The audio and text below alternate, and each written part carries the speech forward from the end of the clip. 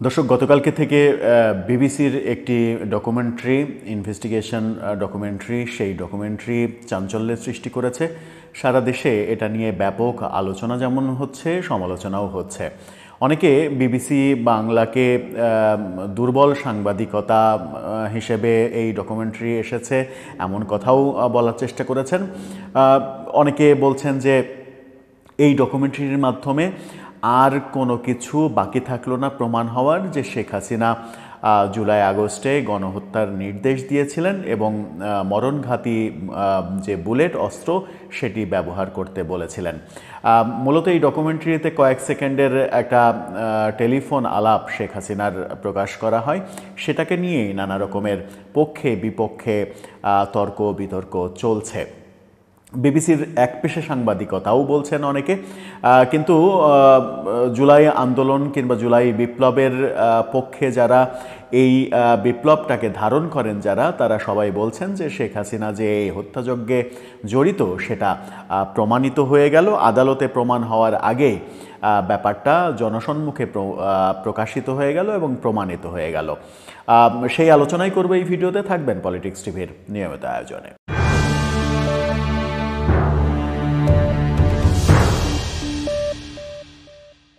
দর্শক, পলিটিক্স টিভির নিয়মিত ভিডিওগুলো স্পন্সর করছে প্রজাপতি.টিভি, নতুন ওটিটি প্ল্যাটফর্ম। আপনারা চাইলে ইউটিউবে, ফেসবুকে, ইনস্টাগ্রামে, টিকটকে দেখে নিতে পারেন। ডেসক্রিপশন বক্সে লিঙ্ক দেওয়া থাকবে, সেখান থেকেও আপনারা দেখে নিতে পারেন প্রজাপতির কার্যক্রম। চলে যাচ্ছি মূল ভিডিওতে। বলছিলাম বিবিসির ডকুমেন্টারির কথা। গতকালকে বিবিসি জুলাই আগস্ট যে অভ্যুত্থান, সেখানে মূলত যাত্রাবাড়ি অঞ্চল নিয়ে একটা ডকুমেন্টারি করেছে। যাত্রাবাড়ি অঞ্চলেই সব থেকে বড় ম্যাস কিলিংয়ের ঘটনা ঘটেছে এমন তথ্য উঠে এসেছে। সেখানে 52 জন মতো নিহত হয়েছেন সেই অঞ্চলে কেন এত পরিমাণ হতাহতের ঘটনা ঘটল সেই আলোচনা আমরা বহুদিন থেকেই শুনে আসছি। মূলত দেশের ওই প্রান্তে, চট্টগ্রাম প্রান্তের সঙ্গে ঢাকাকে বিচ্ছিন্ন করে দেওয়ার চেষ্টা হয়েছিল সেখানে, এবং সেখানে যাত্রাবাড়ি অঞ্চলে প্রচুর মাদ্রাসা রয়েছে। মাদ্রাসার ছাত্ররা মূলত এই অভাবনীয় ব্যারিকেড দেওয়ার যে কাজটা সেটা করতে পেরেছিল। সেই কারণেই সেটার উপরে অনেক বেশি চাপ গেছে। ঢাকা চিটাগাং রোডকে, হাইওয়েকে মুক্ত করার চেষ্টা করেছে পুলিশ, কিন্তু সেটা করতে গিয়ে এই ঘটনাগুলো ঘটেছে। আন্দোলনকারীরা যেমন নিহত হয়েছে, তেমনি আমরা দেখেছি যে সেখানকার একটা ওভারব্রিজে একজন পুলিশকে মেরে তার লাশ ওভারব্রিজের সঙ্গে ঝুলিয়ে রেখেছে কেউ, কোনো একটা গোষ্ঠী।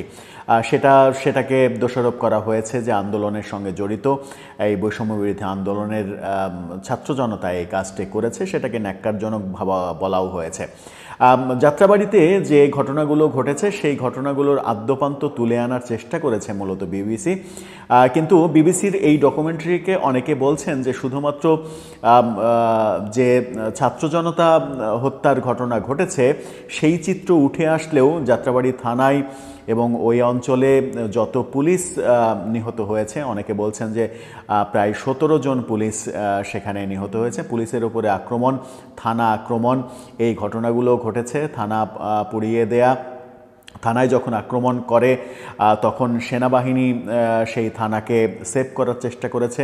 একটা পর্যায়ে সেনাবাহিনী সেখান থেকে চলে গেছে এবং তারপরে পুলিশ সদস্যরা ফায়ার করতে করতে পার্শ্ববর্তী সেনা ক্যাম্প পর্যন্ত গিয়েছে। এরকম অনেক কথাই শোনা যায়, কিন্তু ব্যাপার হচ্ছে যে 5 তারিখে এরকম একটা বড় ঘটনা কেন ঘটলো? 5 আগস্ট, যেদিন শেখ হাসিনা সরকারের পতন হলো এবং 12টার আগে থেকেই, বেলা 12টার আগে থেকেই ঘটনাগুলো পরিষ্কার হতে থেকেছে যে শেখ হাসিনা সরকারের পতন নিশ্চিত এবং শেখ হাসিনা পদত্যাগ করে চলে যাচ্ছেন।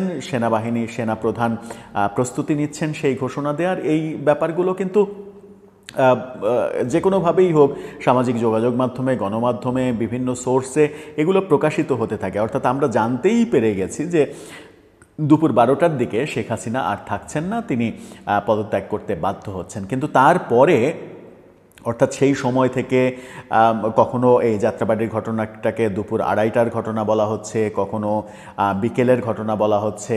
এই যে শেখ হাসিনা চলে যাওয়ার পরেও শেখ হাসিনা 12টার কিছু পরে কিংবা 12টার দিকে ওই সময়টাতেই তিনি হেলিকপ্টার যোগে চলে গেছেন। সেই চলে যাওয়ার পরেও কিভাবে এই যে তিনি পদত্যাগ করেছেন এটা জানার পরেও পুলিশ ছাত্র জনতার উপরে চড়াও হয়েছে, তাদের মেরেছে, ব্যাপারগুলো অনেক ধোঁয়াশার সৃষ্টি করে বলেই বিবিসির কাছ থেকে একটা পরিচ্ছন্ন চিত্র অনেকে চেয়েছিলেন। হয়তো তাদের সেই প্রত্যাশা পূরণ হয়নি, সেই কারণে বিবিসিকে এক ধরনের দোষারোপ করার চেষ্টা করেছেন, বলার চেষ্টা করছেন যে বিবিসি শুধুমাত্র ছাত্র জনতা যারা মারা গেছে সেই চিত্র তুলে এনেছে, কিন্তু পুলিশ হত্যাকাণ্ডের চিত্র তুলে আনেনি। ব্রিজে যে পুলিশের লাশ ঝুলিয়ে রাখা হয়েছিল সেই চিত্র তুলে আনেনি। বিবিসির এই সাংবাদিকতাটাকে একপাক্ষিক সাংবাদিকতা বলা হচ্ছে। এবং বিবিসি বাংলা, বিবিসির যে মূল প্রতিষ্ঠান বিবিসির, সেখান থেকে বিবিসি বাংলার সাংবাদিকতার মান অনেক পোর, এমন কথাও অনেকে বলার চেষ্টা করেছেন। বিবিসি এই ডকুমেন্টারির শেষে আওয়ামী লীগের একটা বক্তব্য তারা তুলে ধরেছে স্ক্রিনে। সেই বক্তব্যে যেখানে বলা হয়েছে যে বিবিসি শেখ হাসিনার কথোপকথনের যে টেপ রেকর্ডিংয়ের কথা বলেছে সেটা আসল কিনা তা আমরা নিশ্চিত নই, তবে কোনো অবস্থাতেই উক্ত রেকর্ডিংটি শেখ হাসিনার বেআইনি কোনো উদ্দেশ্যের প্রতিফলন ঘটায় না। এখন এখানে আওয়ামী লীগের বক্তব্য বলা হচ্ছে, কিন্তু আওয়ামী লীগের বক্তব্য বিবিসিকে আনুষ্ঠানিকভাবে আওয়ামী লীগের বক্তব্য কে দিল? শেখ হাসিনা তো ভারতে রয়েছেন। আওয়ামী লীগের সবথেকে বড় নেতাগুলো যারা বিভিন্ন পদে রয়েছে তারা ভারতে সহ বিশ্বের বিভিন্ন দেশে রয়েছেন। সুতরাং আওয়ামী লীগের পক্ষে আওয়ামী লীগের হয়ে বক্তব্যটা বিবিসিকে কে দিল সেই প্রশ্নও উঠেছে। আবার বিবিসির সাংবাদিকতাকে যারা প্রশ্নবিদ্ধ করছেন তারা সামাজিক যোগাযোগ মাধ্যমে এই যে বিবিসির যারা এই ডকুমেন্টারির পেছনে যারা কাজ করেছেন, ক্রিস্টোফার গেলস, রিদ্দি ঝা, রাফিদ হোসেন এবং তারিকুজ্জামান শিমুল, এই 4 জনের নাম এই ডকুমেন্টারিতে এসেছে যে এই 4 জনের যৌথ কর্ম এটি। সেখানেই অনেকে সামাজিক যোগাযোগ মাধ্যমে রাফিদ হোসেন একটা পক্ষের এমনটাও তুলে ধরার চেষ্টা করেছেন। বিবিসির সাংবাদিক রাফিদ হোসেন, তার কিছু স্ক্রিনশট সামাজিক যোগাযোগ মাধ্যমে ভেসে বেড়াচ্ছে, যেখানে স্পষ্ট দেখা যাচ্ছে যে তিনি জুলাই আন্দোলনের সময় জুলাই ছাত্র জনতার পক্ষে অবস্থান করেছিলেন এবং সামাজিক যোগাযোগ মাধ্যমে শেখ হাসিনা সরকারের বিরুদ্ধে নানা ধরনের প্রচার করেছিলেন এবং নানা ধরনের পোস্ট দিয়েছিলেন। এই স্ক্রিনশটগুলো যদি রাফিদ হোসেনের থাকে তাহলে বিবিসি রাফিদ হোসেনকে এই সাংবাদিকদের লিস্টে কেন রাখলো সেই প্রশ্নও হয়তো উঠবে। যেমন একটা স্ক্রিনশট আমাদের হাতে এসেছে, সেখানে দেখা যাচ্ছে যে তিনি লিখছেন 18 জুলাই 2024 তার এই পোস্টটা দেখা যাচ্ছে। তিনি লিখছেন, কিসের সংলাপ, কিসের আলোচনা, আপনার ধারণা শুধু কোটার জন্য এত মানুষ রাস্তায় নামে আইছে?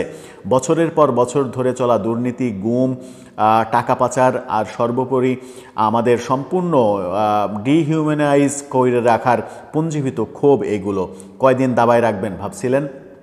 18 জুলাইতে এই পোস্টটা তিনি করেছেন যখন আন্দোলন কেবল বেগ পেতে শুরু করেছে। তার একদিন আগে আবু সাঈদের হত্যাকাণ্ড ঘটেছে রংপুরে। আন্দোলনের বেগ যখন শুরু হয়েছে তখন শুরুর দিকেই 18 জুলাই, 16, 18 এই সময়টাকেই মূলত আন্দোলনের চূড়ান্ত পর্যায় হিসেবে একটা উত্থান পর্ব হিসেবে ধরা হয়। সেই সময়ে তিনি এই পোস্টটা করছেন যখন পর্যন্ত কিনা কোটা আন্দোলনই চলছিল, কোটা বৈষম্য চলবে না এরকম ব্যাপারই চলছিল, তখন পর্যন্ত সরকার পতনের আন্দোলন কিন্তু শুরু হয়নি। কিন্তু রাফিদ হোসেনের এই পোস্টটা একেবারে স্পষ্ট সরকার পতনের একটা ডাক দেখা যাচ্ছে। সাথে আরও একটা পোস্ট আপনারা স্ক্রিনশটে দেখে নিতে পারেন। এই বিতর্কগুলো সামাজিক যোগাযোগ মাধ্যমে অনেকে উস্কে দেওয়ার চেষ্টা করছেন। এই বিতর্কগুলো যখন উস্কে দেওয়ার চেষ্টা করছেন তখন বিবিসির সাংবাদিকতাকে প্রশ্নবিদ্ধ করার চেষ্টা করছেন এবং বিবিসির সাংবাদিকতাকে প্রশ্নবিদ্ধ করার একটা কারণও হয়তো খুঁজে পাওয়া যায়, কারণ বিবিসির একটা বড় ডকুমেন্টারি, আধা ঘন্টার বেশি দৈর্ঘ্যের ডকুমেন্টারি। এই ডকুমেন্টারিতে যদি সার্বিক চিত্র তুলে ধরা হয়, যদি একেবারে নিরপেক্ষ একটা চিত্র তুলে ধরা হয়, তাহলে যাত্রাবাড়ী অঞ্চল শুধু না, সারা বাংলাদেশের প্রসঙ্গ, যদিও তারা যাত্রাবাড়ি অঞ্চলকে প্রাধান্য দিয়েছে এবং 5 আগস্টকে প্রাধান্য দিয়েছে। সেখানে এই বক্তব্যের সমাধান কিন্তু তারা করেনি যে শেখ হাসিনা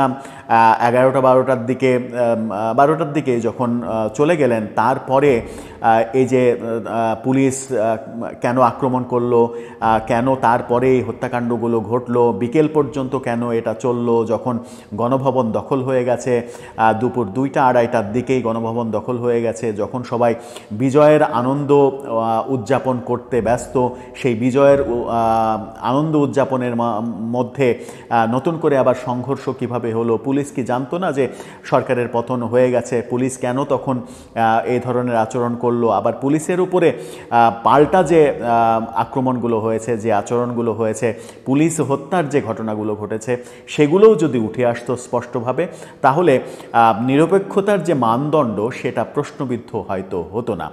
দর্শক, আপনি কিভাবে দেখছেন বিবিসির এই ডকুমেন্টারিটাকে?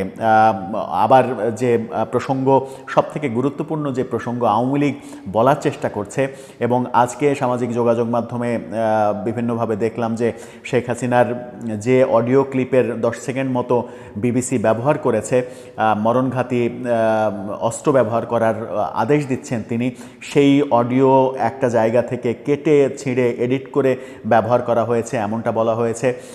এবং এটা বলা হয়েছে, আওয়ামী লীগের পক্ষ থেকে বিভিন্নভাবে দাবি করা হয়েছে যে এই অডিও মূলত 2016 সালের জুলাই মাসে যে গুলশানে হলিআর্টিজেনে যে জঙ্গি হামলা হয়েছিল, সেই জঙ্গিদের দমন করতে, জঙ্গিদের উদ্দেশ্যে এই মরণঘাতী অস্ত্র ব্যবহার করো, তাদেরকে মেরে ফেলো, এমন কথা বলেছিলেন। সেই অডিও এখানে কাজে লাগানো হয়েছে, এমন অভিযোগও পাওয়া যাচ্ছে। সেই ক্ষেত্রে বিবিসির উচিত এই পুরো অডিওটা, অর্থাৎ 10 সেকেন্ডের কাটা অডিও না, পুরো অডিওটা, যে অডিও ক্লিপটা তারা পেয়েছে কথোপকথনের, সেই পুরো অডিওটা প্রকাশ করে দেয়া, যেন এই রকম সন্দেহ না থাকে। আবার আন্তর্জাতিক অপরাধ ট্রাইব্যুনালের চিফ প্রসিকিউটর তাজুল ইসলাম তিনি বলেছেন যে এটা তো মাত্র ট্রেলার, এখনো পুরো সিনেমাটা বাকি। অর্থাৎ এই যে ক্লিপ বের হয়েছে, এটা তিনি আবার পরিষ্কারও করেছেন যে এই ক্লিপ বিবিসি বের করেনি, তদন্তকারী কর্মকর্তা এই ক্লিপের যোগান দিয়েছে, তারা বিবিসিকে দিয়েছে, বিবিসি তারপরে এটাকে নিয়ে